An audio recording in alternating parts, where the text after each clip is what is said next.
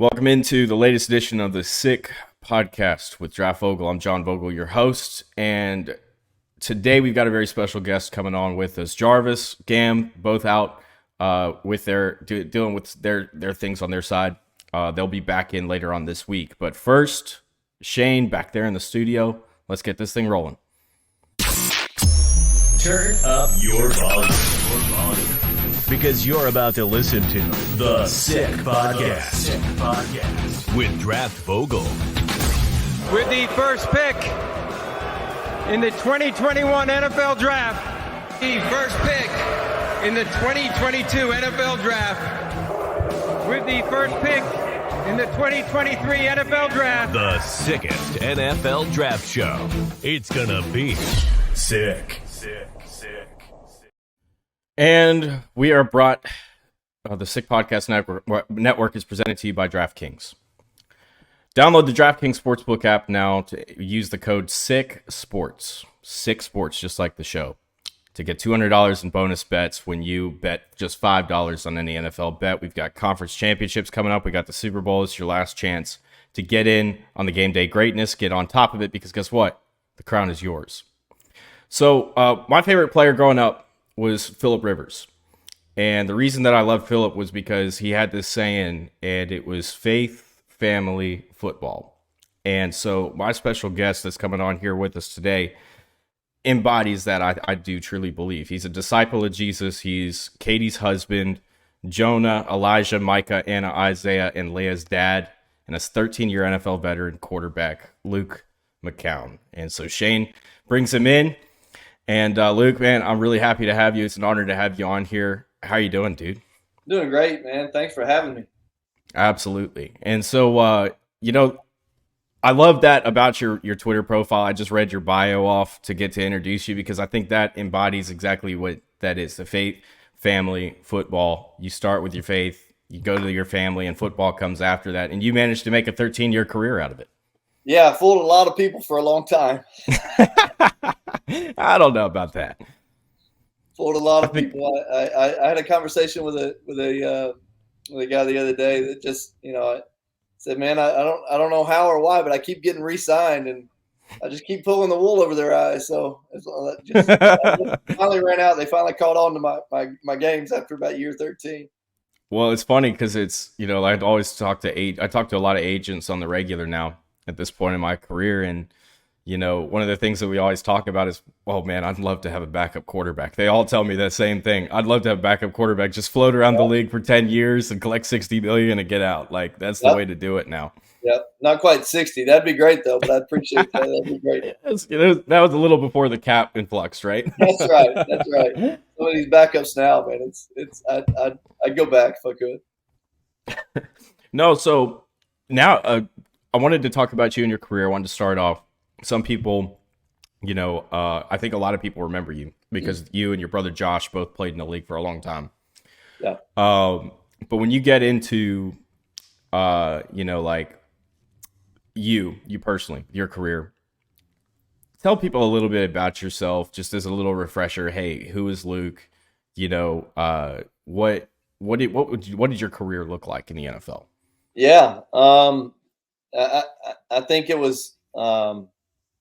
I think I was a guy that always had the ability to do or become, a consistent starter.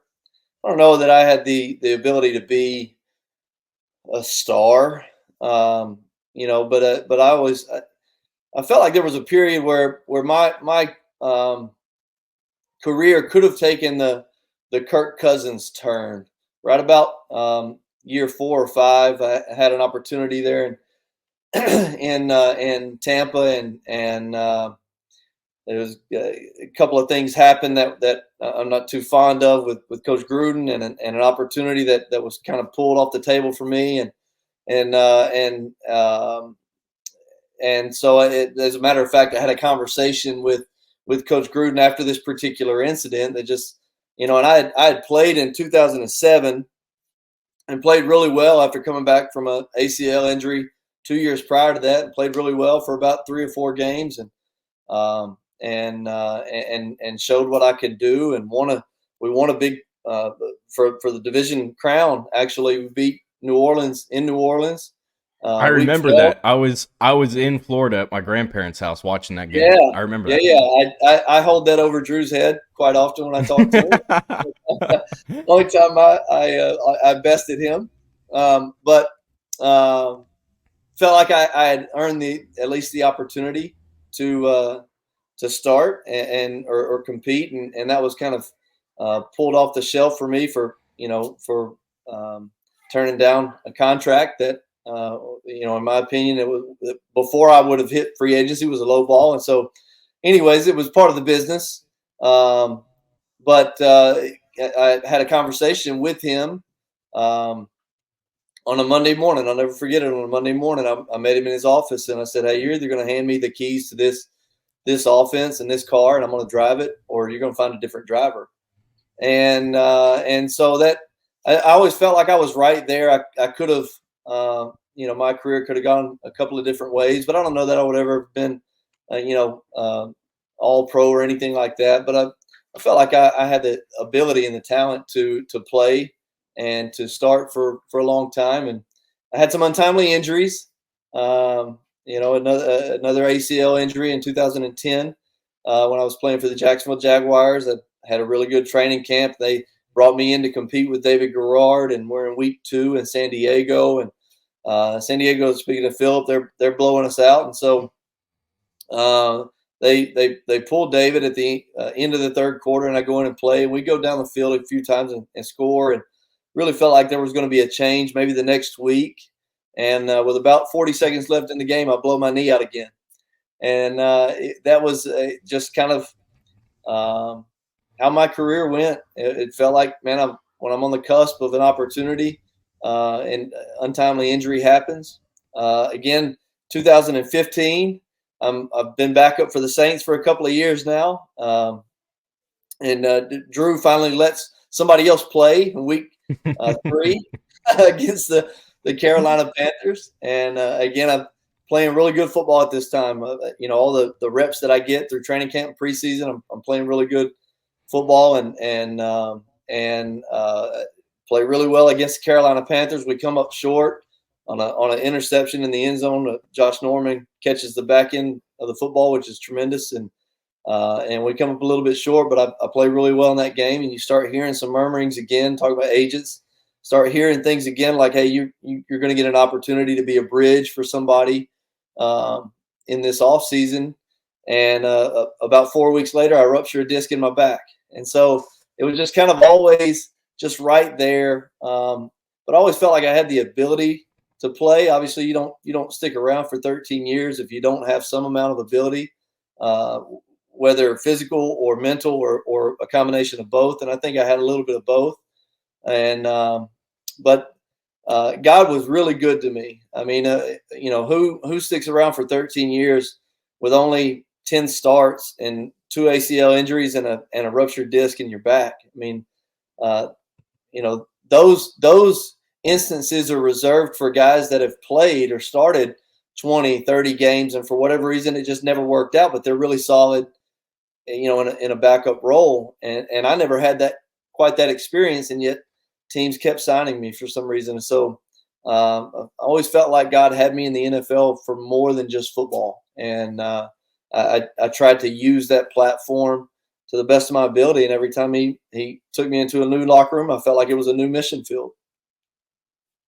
I think that's a great way to look at it too, because, people don't realize as a quarterback in a locker room, you have a lot more influence than just what goes on the field, right? I mean, you're one of the backup leaders essentially on the team, because if things go down, you're going to have to take over the offense and you're going to run it. That's right. And so that it's not even at that point, we're not even talking about just football, just the fact of, you have to know the offense too. And you have to kind of almost be like that second pair of eyes when you come over. And did you guys see the tablets back then, or were you still like calling up to the press box? Well, to get the info. I was old enough to do all three, actually. I was old enough to have a phone and then look at the paper pictures and the tablet. So we did all of them. But yeah, so you're an extra set of eyes over there where you're talking about that, and then even beyond that, you're a presence in the locker room that people are going to have to look up to. Especially 100%. yeah. Backup quarterback's the hardest job in the world, and quarterback is the hardest position in the world. But everybody's like, oh, you're backup, man. That's the gig right there. You just kind of stand around and hold a clipboard and get paid for it, right? And there's not a guy in the NFL that plays that's a backup that wants to stand there. We want to play, but for all those different reasons, we don't get any reps. I mean, I'm telling you, once the regular season starts, you don't get any reps like you used to. You might get some walkthrough reps or something. When I got to New Orleans, I didn't take a rep, not one. I mean, from Monday to Friday, Drew, so all my work came from running somebody else's offense on the scout team. And so you've got to be really sharp. And then being able to navigate the locker room and showing them how confident you are in yourself, making them believe in you, without having the opportunity to do it on the field. And so you've got to know what you're talking about when they come with a question. You've got to know, have the right answer. When somebody says, "Hey, what'd you see on the side?" When Drew would come to me, or Sean would come to me, Peyton would come to me on the sideline and go, "Hey, what was that last coverage? What did that backside safety do?" Or what? I've got to be able to tell them, "Hey, this is what was going on," or it ruins all credibility for me on the sideline. Mm-hmm. And not only with it, but with an offensive lineman or with a tight end or receiver or whatever, you've got to be able to navigate a team the way a starter would, without having the opportunity at the chemistry the same way the starter does. Well, that's a really difficult thing. It's I don't know if it's an art, but you have to care. You have to care enough to know, hey, I've got to show these guys they can trust me. They can trust me, and if I have to play, I'm going to give them a chance to win. And so it's backup quarterback is by far if we have an opportunity to play, we're required and expected to play as well or better, than the starter without any reps. And so it's a tough deal. It's a tough deal. It takes a special guy to be a backup quarterback. I really believe that. I want to go back to what you were talking about with the practice reps, and in the situation in New Orleans, playing behind Drew Brees was. Because you were kind of made the joke earlier. You said, "Oh, well, Drew finally let me have a chance to play quarterback." Yeah. So was it necessarily that the league is getting away from backup quarterbacks taking reps, throughout the week, or is that just a Drew thing where he just wanted to be so focused and he was so dependable that they didn't worry about their backups? Yeah, I mean that's really the deal. And listen, you talk to, the guys that backed up Tom. You talk to Matt Castle, or you talk to Dan Orlovsky. Jimmy, right? Jimmy, yeah, right? Yeah, I mean Jimmy G. You talk to any Peyton Manning. I mean, they didn't give up reps, and some of it was their competitiveness. They didn't want anybody else to take what was theirs, and rightly so. If it was my job, I'm not giving up a rep. I want to be as prepared going into the game as I can be. And so I don't blame them one bit. It's just you run into different guys that wanted all the reps and just wanted that extra really good feeling about going into the game feeling really well prepared. And so I never once.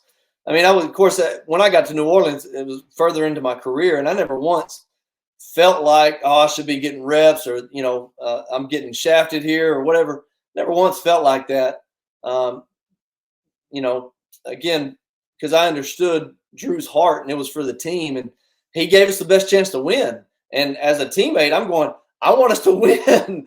And so giving him every rep, if he wants to take every one of them, if that gives us a better chance to go out and beat Tampa or to beat Carolina or Atlanta or whatever, if that gives us the best chance to win, dude, I'm here to support you. That's my number one job, is to support you and then be ready to play if something were to happen. And so Didn't make it any easier for sure, but it depended on the guy that you were playing with, or whoever the starter was.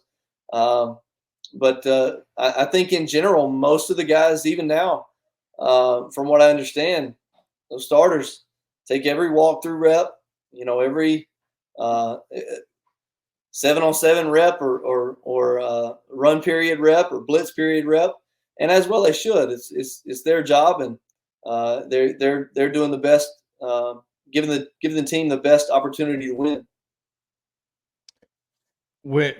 Now, after the NFL career and going into post NFL, what does Luke McCown do now? Well, I've got 6 kids, so I do a lot. That keeps you busy. Keeps you busy. I do a lot of traveling to ball games and dances. I do a little bit of coaching on the side, quarterbacks in particular. Just to, I'm a quarterback connoisseur. I enjoy watching good quarterbacks play. I enjoy watching young men grow in their drive and their pursuit, and trying to get better at what they want to do. And so I feel like I've got a little something. It may not be much, but I've got a little something to offer in terms of trying to help them be their best. And then just trying to pour into young men. I think our world is desperate for young men to be leaders, to be leaders in their homes, and to know what that looks like and how that is. And where I'm at, unfortunately, that's not the norm in our little community here in East Texas. Far more the norm is the fatherless home, or just where a dad for one reason or another is not in the picture. And so being able to do that and give guys an opportunity to see maybe a different form of life than what they see every day, and understand that there's a different normal out there, and it doesn't have to be the way that maybe they perceive it to be. And so I look forward to the days. I live on a ranch, 400-acre ranch, so I do a lot of hunting and fishing and just kind of managing that, and it keeps me it keeps me busy. I mean, the dad part by itself is nice. You throw 400 acres and a ranch on top of it, and now we're talking good times. But I grew up on 66 myself. It wasn't a ranch, but so land, and everybody around us had hundreds of acres. It was fun. That's the best way to grow up too, dude. It's awesome. So the reason that I really wanted to have you on is because you do still study the quarterbacks that are coming out. Yeah. And I've seen that on your Twitter account, and with the different coverage that you kind of do, your perspective that you bring in. And one of the things that we'd like to do on this show, is to get nerdy about how we look at prospects, how we evaluate the position. And quarterback is the most interesting position in all of media, right? It's the position that gets all the glory, it gets all the praise, it gets all the fame, as compared to a lot of these other ones. So, and it's well deserved. I mean, the ball goes through your hands every single play, just about. Sure. I guess you could say, well, wildcat plays or direct snap somewhere else, but still, you're the conductor of the offense. So, one of the things that I noticed about you and the analysis that you've been putting out this year regarding this upcoming draft class and the quarterbacks is that you've really liked Michael Penix out of Washington. And so that was one of the things that I really wanted to kind of start to pick your brain about in terms of evaluating players, is what is it about a quarterback that is most important to you when you're evaluating and you're trying to figure out what this skill set looks like? Yeah, for sure. Yeah, I really kind of fell in love, if you will, with Michael Penix Jr. this year. And I'm going to say it was probably in the first time they played Oregon. I think he and Bo Nix both kind of went off and showed, how really good and special they can be. And I like both of them for a lot of reasons. But I really felt like, as a pure passer, Michael Penix was probably at the top of that list. I mean, when you're talking about Drake May and Caleb Williams and Jaden Daniels and Bo Nix and really the kind of this, upper tier of 5 or 6 guys, I felt like Michael Penix was the most pure passer. Mm-hmm. And he may not make the splash plays. We were talking earlier that a Caleb Williams, kind of makes. But when I look at a guy, I want to know, how does he work within the structure of an offense. I was training some high school kids 2 weekends ago, and I told them this. They asked me some questions at the end of the session, and I said, listen, there's not an offensive coordinator in college or the NFL that designs a play and says, here's number one or here's number two. If those aren't there, just scramble around and make something happen. That's not offense. That's nobody, draws a play up or spends time watching film all week and comes up with a formation or a personnel grouping or a concept design and says, we're going to look there, and if it's not there, just run around and make a play. And so it's not a this is what we're going to hang our hat on, type of a thing. When you're evaluating quarterbacks, I want to know, man, how does he work within the structure of the offense? How does he work within the structure of that concept? Is he processing and sequencing things in his brain properly? And when it's there, is he getting it out on time? Does his feet match the timing and the progression? Does his drop and his footwork match the timing and the progression? And I really felt like Michael Penix, of all these kind of upper echelon guys, really felt like he did that the best. I mean, whether it was a slot fade or a deep cross, or they threw the heck out of these, we call them circus routes or bench routes, these 18 to 22 yard deep out routes. He threw the heck out of those. I don't know if I've ever seen anybody throw that as well as he did in college. And so I just really felt like, man, when you watch him play, when number one's there, he gets the ball out and he gets it out on time. And he's not the most fleet of foot guy. I know he's had 2 ACL injuries. So did I. And I played 13 years, and I'm no worse for the wear. I mean, I missed some opportunities, but I don't think, and that's kind of the other thing that people are throwing out there as well. There's injury concern in this. I don't think people look at ACLs the way they did 20 years ago. No, I don't see that. I came back from, and my first ACL was in 2006. So that's, 18 years ago. Gosh, however long ago that was, I guess that might be 18. No, 18 is right. You're right on. You're spot on. Okay. We're 2024 now. so there we go. So, and I was back practicing, running, doing all that full speed in 3 months. So I don't think that, it's kind of like this whole Achilles injury with Aaron Rodgers. I think just kind of the evolution of understanding the body and how it heals and surgeries and the techniques done and all these different things can aid in the longevity post injury. And so I don't know that injuries necessarily got to be a question mark for him. The guy plays, and he plays at a high level. I think when he gets next to the Drake Mays and the Caleb Williams of the world, and I think Mel's mock draft just came out, or at least his rankings, his big board, and Jaden Daniels was up there higher, I believe, than Penix and Bo Nix both. And but I think that when he gets in and stands side by side, it's going to muddy the waters in terms of arm strength. People are going to see, man, this guy throws it better than we thought he did.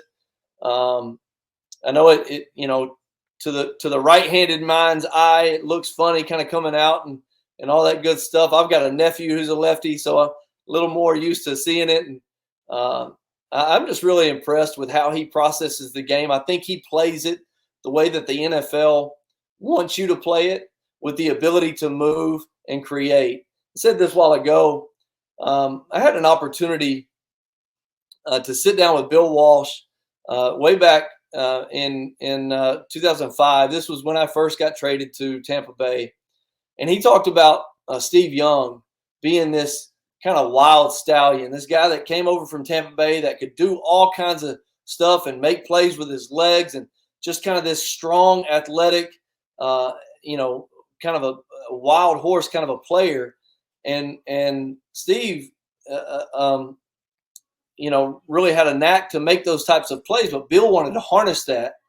And it took him a couple of years to kind of get him to harness that. And, hey, yeah, but we got to play in sequence with this whole West Coast offense thing. We got to play in time and in rhythm, and then use all that other extra as just as an asset, as a tool in your belt. And so I always I took that with me for years, but I always kind of felt like, man, it's a lot easier to help a tame horse run wild than it is a wild horse be tame. I think it's going to be a lot more difficult, and maybe not a lot more difficult, but I just think that when you watch a Caleb Williams, his game revolves so much around getting out of the pocket and off platform and out of and just kind of making a play. And I don't have the all 22s of college games, so I don't, I'm not sitting here telling you I know what their concepts were, but I can't imagine. I can tell you what Caleb was running. It was 4 verts. 4 verts. About every play. I'm telling you, it is the worst scheme. It is the worst scheme. It's hard to look at him and go, hey, when number one's open, he's hitting his back foot, coming off the hitch, and he's making the throw. And so you get used to playing that way is my point. You get used to playing that way, and you hang your hat on that.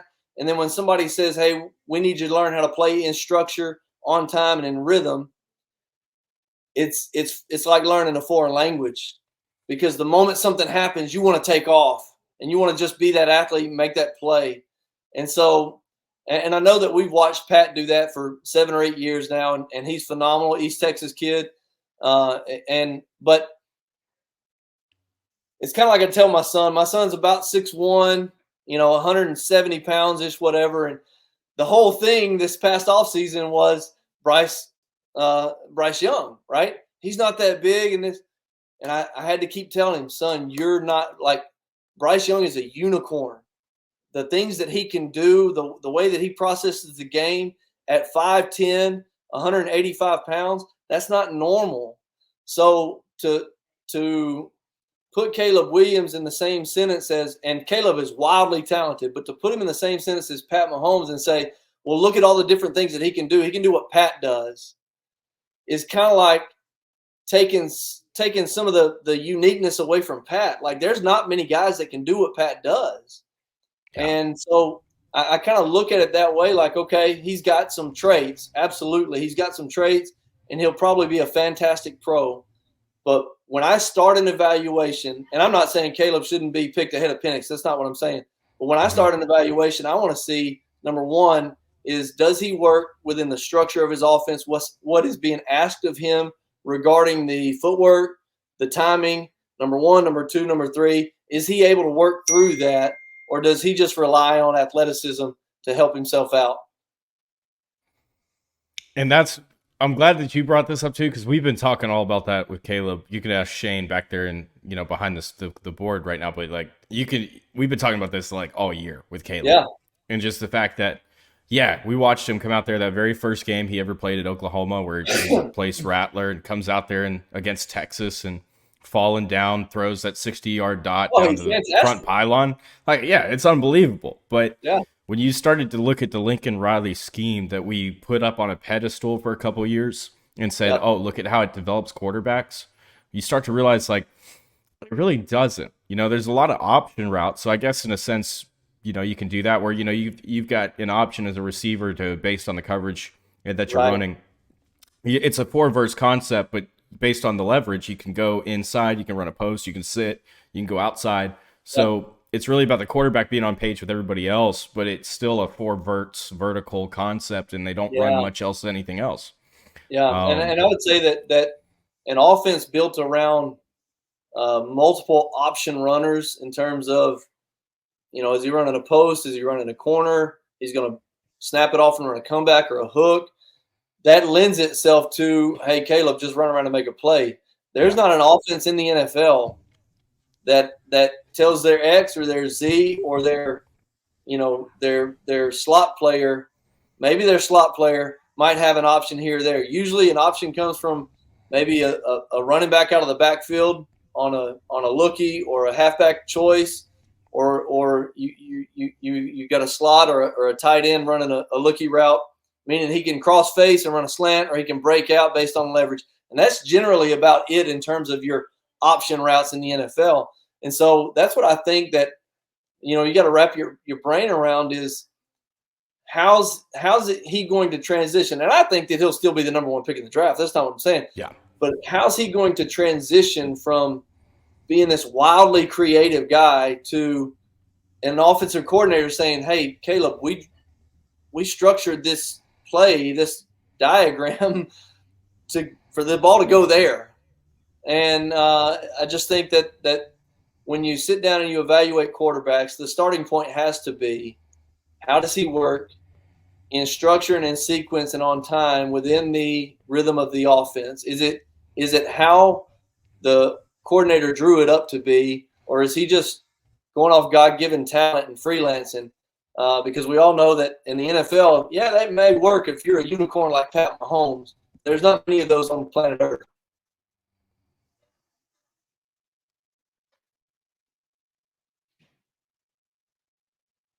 So I guess my question in terms of footwork, and evaluating footwork, you talked about the feet being in the right place when they hit that hitch step and they work back up or whatever, and it's just being set for the concept. How would you explain, without, it's a little bit harder. We don't have tape in front of us to sit here and be like, oh, here's the feet and here's what it looks like. But when you talk about these give us a couple examples of evaluating footwork from that aspect, in the sense of being prepared for a certain route or concept. Yeah, for sure. So I think CJ is a great example of that this year. And there's a guy I missed on, by the way. I just want to throw that out there. Listen, I was not high on him at all. You're not the only. I mean, certainly not the only one. And my brother's caught a lot of flack, obviously, the Bryce Young deal and all that. Listen, I don't think that was your brother's decision, though, was it? Yeah, well, yeah, for sure. But I think Bryce Young is going to be a great pro. I think they've got some things to figure out organizationally, but he'll be a great pro. And CJ's off to a terrific start. But there's some things have changed over the years in terms of footwork. And what quarterbacks are comfortable with. You see in the college game, you don't see very many static 3-step drops. We're talking shotgun here. Static 3-step or 5-step drops in the shotgun, because so much is play action or RPO or what we call a drag step, where I'm literally taking one step back and I'm getting ready to throw.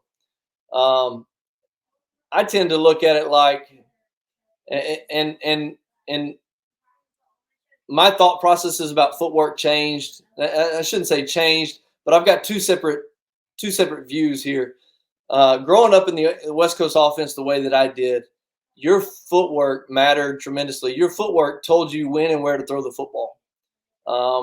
That's why everybody considers the West Coast a very quarterback-friendly offense. It helps you make decisions. It literally helps you know when I should throw it and when I shouldn't. Now your eyes obviously got to be in the right spot and all that good stuff, but your feet, based on the drop, the timing of the drop, and the hitch count, 1 hitch or 2 hitch, tells you when and where to throw the football, and it really helps you process the game quicker.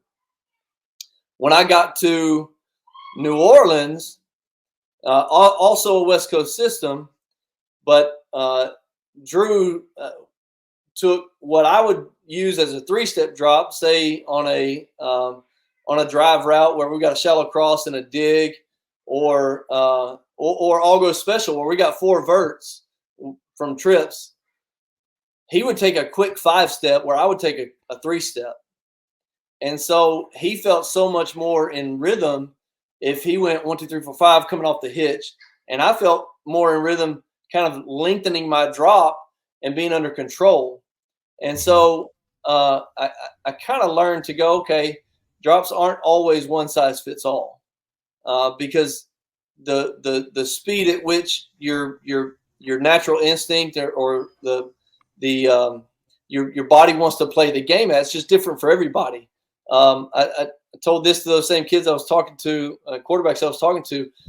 Everybody always gave Peyton Manning like a lot of grief over his footwork in the pocket. Like he would chop his feet before he threw the ball, and Tom would get back there and almost stand flat-footed and just kind of wait. And but when you look at how they both played the game, you can read that in their body. Like Peyton was always like, listen, he kind of played it at a hyper fast, and Tom was just kind of just wanted to play it kind of calm and cool, right? And so I think there's a starting point in installing an offense, and when I want to throw, let's go back to the 18-yard bench route. When I want to throw that, if I'm in a shotgun, I want to take 5 in one hitch, and it's got to come out on one hitch. Some guys are like, you know what, I want to take a slow 3, gather myself, and anticipate that and throw it a little earlier. And the guy with a bigger arm is going to go. I never forget, Josh, my brother played with Jay Cutler, who had a tremendous arm, and he said, man, Jay would just wait for it to come open, and then he would just hammer it as hard as he could. Like that's a luxury. Not many people can do that. And so, but I think there's a starting point when you're installing an offense, certainly where your footwork needs to match. But at some point, the offensive coordinator has to go, okay, this is how he flows in the game. This is how he feels it. This is how his body naturally feels the flow in the rhythm of the game, and in the rhythm of this player, this concept in particular. I know that was the case with Josh and Bryce in Charlotte this year. Bryce is not very much of a traditional drop back guy. He'll take maybe 2 steps or kind of a shuffle back and be ready to throw the ball. But you look at it and what he did at Alabama, and that's how he played the game. His natural flow is just very calm and cool, and that's how he processes the game. And so footwork is definitely not a one-size-fits-all, but there's a starting point. If I were an offensive coordinator, there's certainly a starting point to this is where we're going to begin with, and then we'll figure out who you are as we get comfortable in this offense. That's fantastic, because it's not one thing that I've considered specifically about footwork, and that's why I was asking, because it's interesting. My evaluation of Penix is much different than yours at this point, right? And I think I'm going to go back and I'm going to go look at a couple things. But, because I get caught up in, I guess what some people call the minutia, right?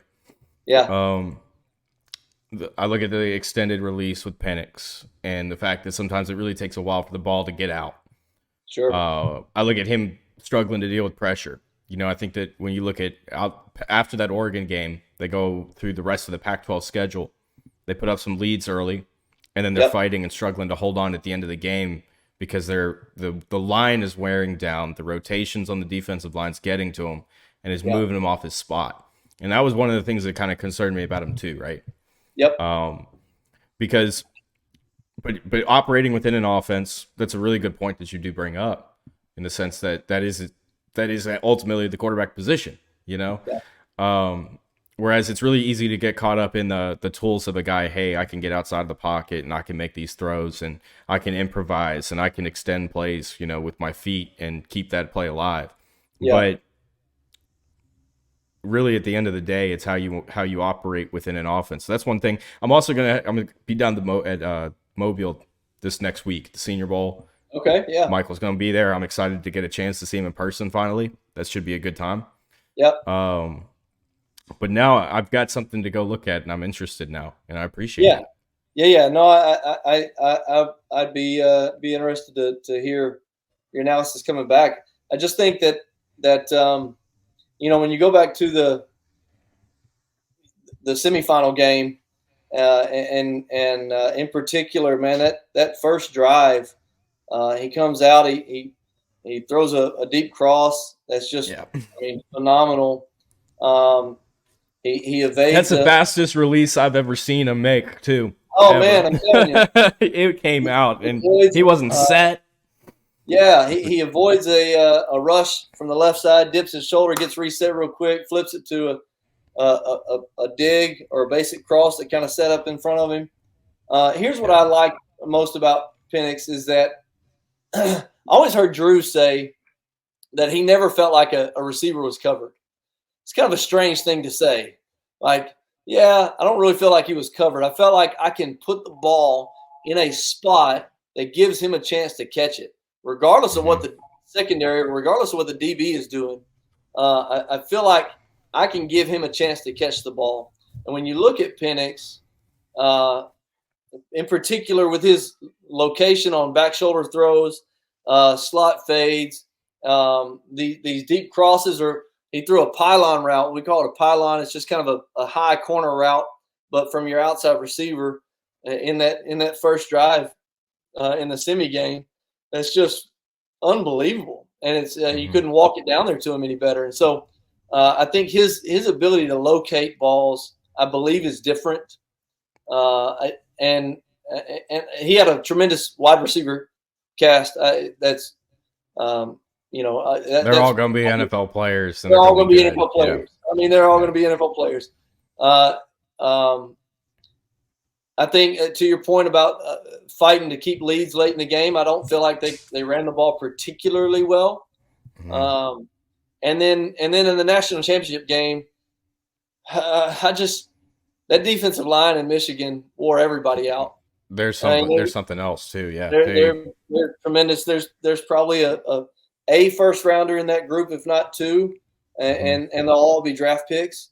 But I don't disagree with you. I feel like that Penix, as a pure passer, is probably going to shock a lot of people when he gets side by side with a lot of these top tier guys and throws the ball. And then I think that the amount of football that he's played, speaks volumes. Now it compares to Bo Nix, who started 60 games. Like, who does that in college, right? 60 some odd games. That's crazy. But I said this a couple of years ago. I think it's an underappreciated asset in terms of evaluation, the amount of college football a guy's played. Yeah. It needs to be higher on the board when we're evaluating quarterbacks for top 10 picks. It just does. The guys that have played a lot and have seen a lot of football are generally going to do – that doesn't mean they're going to have the best career. They're going to do better early. I promise you that. They're going to do better early. And so that's got to be something that has to be a criteria that's valued more in terms of when we're placing guys at the top of the draft. Luke, man, it's been a pleasure absolutely having you on here and chatting with you, breaking down some stuff, picking your brain, and hearing some of the stories too. You can follow Luke at Luke_McCown on X, formerly known as Twitter. Is there anything else that you want us to put out about you before we let you go? No, man. That's I enjoyed the heck out of it. Just keep spinning it. Absolutely. And so that's going to do it for the Sick Podcast today. Shane, let's go ahead and get us out of here. And that's a wrap. Hope you don't miss us too much until next time.